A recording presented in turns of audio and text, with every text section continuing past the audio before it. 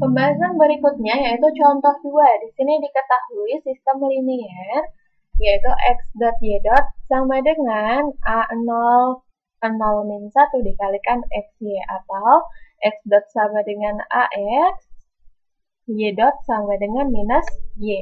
Nah, ternyata solusi yang dihasilkan solusi umumnya bentuknya seperti ini. Kita coba dulu kerjakan ya.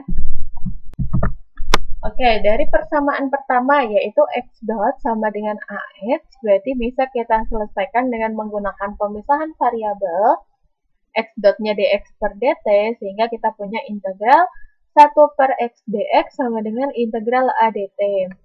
Kemudian integral 1 per x adalah ln x, integral a dt adalah at plus c. Untuk menghilangkan ln berarti kita eksponensialkan kedua ruas, kemudian ini merupakan hasil solusi umum untuk persamaan pertama.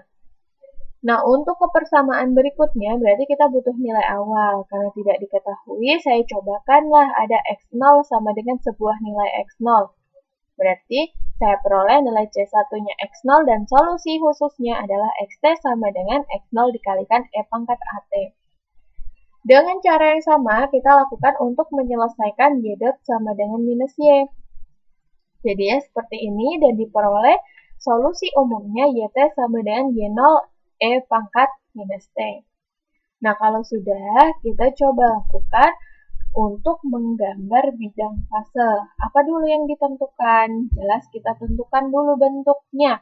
Bentuk solusi pada bidang fase nanti gambarnya harus seperti apa. Nah, caranya bagaimana? Kita analisis yang ada di sini. Di sini ada nilai x0, ada nilai y0, ada nilai a. Berarti nilai a lah yang bisa kita ganti-ganti dengan berbagai kemungkinan. Apabila nilai a-nya 0, nih kalau nilai a-nya 0 berarti persamaannya jadi x sama dengan x0, y sama dengan y0 e pangkat min t. Nah, kalau misalkan x sama dengan x0 artinya apa? Ya, untuk semua nilai t, x-nya akan selalu menuju x0. Kalau y, apabila dia nilai t-nya menuju tak hingga, berarti di sini menuju ke 0. Maksudnya bagaimana? Ya, kalau misal kita t-nya sebesar mungkin, sumbu persamaan x selalu menuju ke suatu nilai x0. Berarti menuju setiap titik pada sumbu x. Kemudian titiknya di berapa-berapa kita nggak tahu, karena kan besarannya masih x0.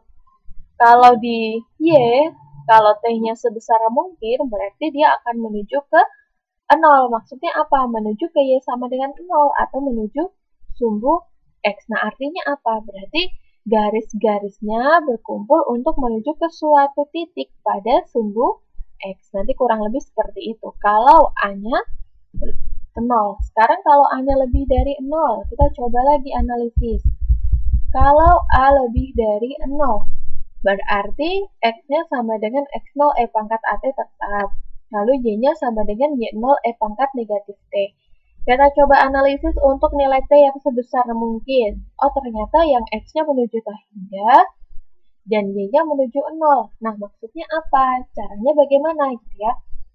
Berarti dia menuju sumbu x yang tak hingga, tetapi dia menuju pergerakannya ke y sama dengan 0. Berarti pergerakannya menuju sumbu x. Oke, berarti arahnya kurang lebih nanti ke bawah sini, gitu ya. Begini. Yang ini ke sini. Yang ini begini, gitu kan? Kurang lebih. Untuk memudahkan, kita coba memilih nilai a. Kalau a-nya 1 kan positif ya, berarti bisa banyak ya kemungkinan. Saya coba kalau a-nya 1. Berarti persamaannya jadi seperti ini. Kalau digabung bagaimana? Nah, cara menggabungnya itu dengan cara menghilangkan variabel t. Jadi, menggantikan variabel t supaya persamaan kita itu isinya x dan y saja.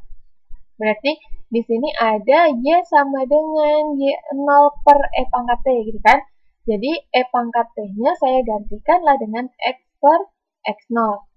Nanti tinggal masukkan di sini x per x0. Nah, lalu sederhanakan, berarti artinya kita punya bentuk yang kurang lebih bentuknya adalah x sama dengan plus minus 1 per y. Plus minus ini ya kemungkinan-kemungkinan nilai untuk nilai hubungan y0 dan x0-nya. Nah, di sini kemudian untuk menggambarnya bagaimana? Berarti untuk X sama dengan 1/Y dan X sama dengan minus 1/Y. Untuk X sama dengan 1/Y, berarti kita cobakan X-nya sebanyak itu, Y-nya sebanyak itu, lalu kita plot terus disambung. Jadi saya punya grafik yang di sini dan di sini. Itu bentuk pergerakannya. Lalu kemudian dari X sama dengan minus 1/Y, saya dapat juga dua grafik yang di sini. Kalau yang analisis pertama untuk apa, Bu? Untuk arahnya. Jadi arahnya berarti menuju ke Y sama dengan 0, berarti menuju ke bawah. Kalau yang dari bawah menuju ke atas. Kemudian kita akan analisis untuk kemungkinan nilai A yang lain.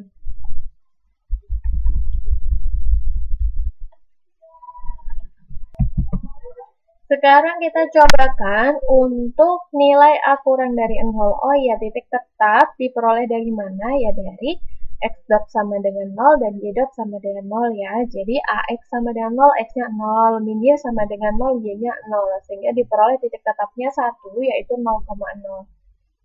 Itu nanti kapan titik tetap itu pasti akan dilalui oleh banyak solusi. Jadi nanti pasti solusinya akan entah menuju ke titik tetap itu, entah menyebar atau berasal dari titik tetap itu, gitu ya. Sekarang kita lanjutkan untuk mencoba nilai A yang lain, yaitu nilai A yang kurang dari 0. Nah, kalau A-nya kurang dari 0 berarti persamaannya tetap segini, tapi A-nya negatif, gitu ya. Kita cobakan limit T menuju tak hingga, berarti ini jadi negatif tak hingga. Pangkat negatif tak hingga yaitu 0, sehingga X-nya menuju 0, Y-nya juga menuju 0. Nah, sehingga kalau misalkan seperti ini, berarti maksudnya apa?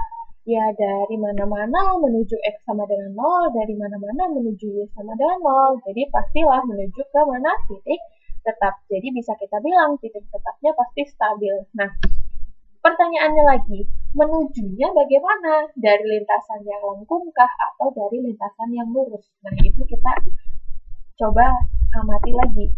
Dari nilai A, tadi kan A-nya negatif ya, sehingga kita coba. Kalau A-nya kurang dari min 1, berarti minus 2, min 3, dan seterusnya. Kurang dari min 1, berarti di sini saya cobakan min 2, gitu ya. Berarti di sini kita punya persamaannya, lalu hubungannya. Nah, hubungannya sama kayak tadi. Ini berarti kan E pangkat minus T dipangkatkan 2. E pangkat minus T bisa diganti dengan Y per Y0. Atau kalau untuk memudahkan hubungan X0 Y0 boleh dianggap menjadi 1 dulu, gitu ya. Sehingga punya hubungan yang seperti ini. Oke, X sama dengan Y kuadrat. Gimana itu cara gambarnya? Berarti dia terbuka ke kanan atau terbuka ke kiri. Kalau Y sama dengan X kuadrat, terbukanya ke atas atau ke bawah. Sehingga lintasannya untuk A kurang dari min 1, berarti lintasannya lengkung seperti ini ya. Ingat, tadi titik 0,0 itu stabil. Jadi, pasti arahnya menuju ke pusat semua dengan lintasan lengkung-lengkung seperti ini. Nah, kalau sudah kita cobakan untuk kalau A-nya pas banget minus 1 bagaimana? Oh, lintasannya lurus-lurus karena persamaannya adalah X sama dengan plus minus Y. Jadi, plus minus Y, lintasannya langsung ya, dia dari mana-mana langsung menuju ke 0,0. Sekarang kita coba kalau di antara min 1 sampai 0 bagaimana? Oke, berarti kurang lebih lintasannya sama, lengkung juga, tapi lengkungnya menghadap atas dan menghadap bawah. Sampai sini kalau ada pertanyaan silahkan ya. Intinya kalau bentuk lintasan itu diperoleh dari hubungan solusi. Tetapi kalau arah itu dari analisis solusinya, persamaan solusi. Atau bisa juga analisis dari persamaan diferensialnya. Sekarang kita coba lihat lagi hasil yang di slide. Nah, berikut hasil yang ada di slide. Jadi ini gambarnya sudah gambar lengkap ya. Silahkan nanti analisisnya dibuka lagi di bagian PDF yang sudah saya kerjakan dan sudah saya jelaskan. Nah, yang pertama ini untuk A kurang dari 1, A kurang sama dengan min 1, dan A antara min 1 dan 0. Ini sama-sama untuk kondisi nilai A yang negatif, di mana menunjukkan kalau titik tetap X, Y di 0,0 itu merupakan titik yang stabil. Nah, berbeda dengan kondisi A sama dengan 0. Nah, ini merupakan garis-garis titik tetap. Jadi, tidak mengarah pada satu titik. Nah, kalau yang di sini, dia mengarahnya ke banyak titik ya, tapi banyak titik itu semuanya titik tetap. Jadi, titik tetap yang stabil maksudnya, karena semua garisnya menuju ke situ, ke titik-titik tertentu. Nah, kalau dari yang kondisi A lebih dari 0, titik tetap 0 atau 0,0 itu merupakan titik saddle. Kenapa titik saddle? Karena dia arahnya kan dari atas ke bawah, kalau yang bawah ke atas, tetapi tidak menuju ke 0 langsung, melainkan apa berbelok. Jadi kalau dari bawah dia berbelok, mendekati lalu menjauhi, mendekati lalu menjauhi. Makanya artinya titik tetap yang di sini itu titik tetap yang merupakan titik saddle atau titik pelana. Nah, di sini dalam kasus ini yang menuju ke titik 0,0 itu adalah yang dari sumbu Y, sehingga bisa dikatakan kalau sumbu Y itu merupakan garis stabil yang menuju ke titik tetap, melainkan kalau sumbu X ini merupakan garis di mana garisnya tidak stabil karena menjauhi titik tetap. Oke, sampai sini kalau ada pertanyaan silakan. Kalau belum, saya lanjutkan lagi. Jadi, di sini penjelasannya ya, kurang lebih. Pada gambar A sampai C, titik tetap 0 merupakan titik tetap yang menarik titik-titik di sekitarnya, karena X-nya menuju ke titik tetap 0 untuk nilai P yang sebesar mungkin.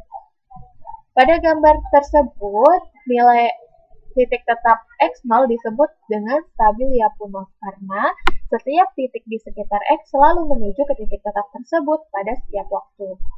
Berbeda dengan gambar D yang merupakan titik tetap yang bisa jadi stabil Lyapunov tetapi tidak menarik semua titik di sekitarnya atau bisa disebut dengan stabil netral.